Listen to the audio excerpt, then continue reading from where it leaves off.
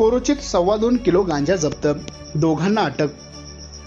पंचगंग साखर कारखान्याच्या गाडी अड्ड्याजवळ गांजा विक्रीसाठी आलेल्या दोघांना स्थानिक गुन्हे अन्वेषण शाखा कोल्हापूरच्या पथकाने सापळा रचून पकडले। अरबाज नजीर चौधरी वय वर्ष 22 व निजाम मोहद्दीन मुल्ला वय वर्ष 22 दोघे राहणार आझादनगर तारदाळ अशी त्यांची नावे आहेत।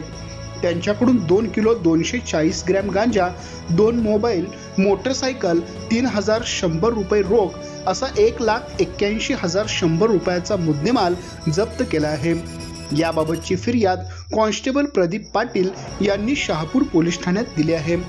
गौंडी काम करणाऱ्या अरबाज व निजाम गांजा विक्रीसाठी पंचगंगा कारखान्याच्या गाडी अड्ड्याजवळ येणार असल्याची माहिती मिळाली।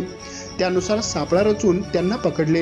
ही कारवाई स्थानिक गुन्हे अन्वेषण शाखेच्या सहाय्यक पोलीस निरीक्षक शीतल कुमार कोल्हाळ, उपनिरीक्षक संतोष गळवे, प्रदीप पाटील यांच्या पथकाने केली।